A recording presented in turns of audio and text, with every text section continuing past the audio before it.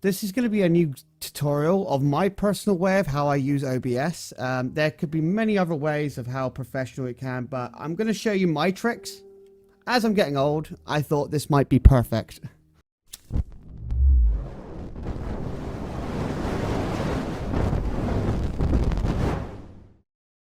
So I think the first lesson for today is setting up your OBS when you have it brand new. Now remember, this is my way, so you can go to another video, it's up to you, but yeah, this is how I set everything up. So there's two ways you can do this. You can either connect account and then do a running test. As a Twitch streamer, and I use YouTube as well, so I kind of need that. But for people who really want to get really technical, so this is how you do it. So this video we're going to be doing the simple tricks. So let's start off with video here. So as you can see here, I have a 16 by 900. You may have a powerful computer. That's fine. So you'll have to work with your base canvas resolution, but this is my natural thing because I like to have old school monitors. And then what I did is the output scale resolution, so it makes the OBS a little bit more better and easier to use. Now, your downscale feature, there are multiple ways. There is the 32-bit and then there's the 16-bit. I'd keep it nice and clean around the 16-bit if you're a streamer.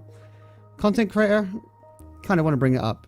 But this, I'm kind of focusing on Twitch streaming. I'll probably focus on recording soon on the next video. So because I like to put 60 frames, I've put my output on 450. Now it can differ with YouTube and Twitch because they have certain limits apparently, but I don't see any difference. So what I've done is, because I'm doing 720 60 frames, 4500 is good for me. Not to mention, when it comes to kilobytes per second, it's also going to be using your upload speed as well. So say for instance, let's go on speedtest.net.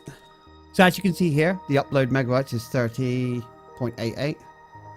So 30.88 megabits per second to kilobytes, that is 30,880. Audio bitrate, I always leave at 192.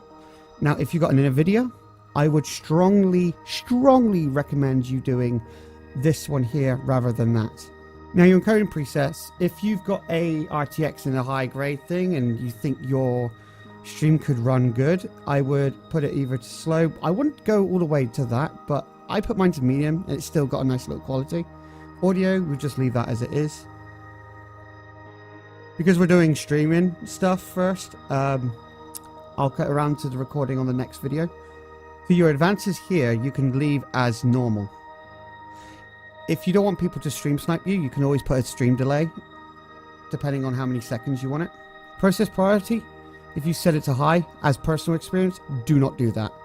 If your stream's kind of lagging and you're getting an overload encoding, try above normal, but I'm keeping it on normal. If you don't feel like you want to use that, then just go to your output and change it to either low quality. But the thing when it comes down to YouTube streaming and Twitch streaming, you can just either get your own random server, blah blah blah, or you can just go straight to here like I'm doing now. So as an example, I'm going to be using Twitch. You can either get the Steam key from the sites, either on YouTube or Twitch, or just connect your account, which I preferred. And I'm already logged in, ready to go. Even though if it says 6000 kbs, I still recommend just doing 4500 if you're doing 720p, 60 frames. And once you applied and set up either on Twitch or on YouTube, you'll get these side bits here, which is pretty good. But we're not going to be using that. As you can see, I've got loads of different things here, and if you're a new OBS person and learning how to do stuff, I'll make a video of how to get kind of like plugins for it. So that's kind of an introduction of how to kind of set up your OBS, in my way, of course. Soon we're going to be showing you how to do kind of like intros, starting soon. I'm not sure about boys. We've got loads of it. Not to mention, I'm going to show you how kind of you can separate your audio if you've got a mix audio like I have here, which I use the Still series.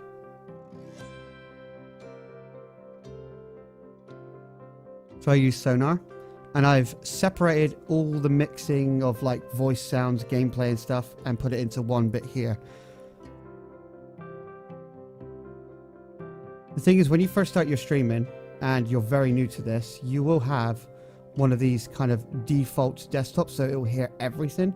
For me, I like to kind of balance the game chat as well as my friends chat and media chat. But if you don't want to use mixer stuff, then you just feel free to put your desktop audio on there, and then your mic. You only need 1 and 2, and that's about it. Simple rate, always keep at 480. And also in the future, we're going to show you how to do alerts and donation icons and other cool stuff. But I promise you the next video will be a lot longer.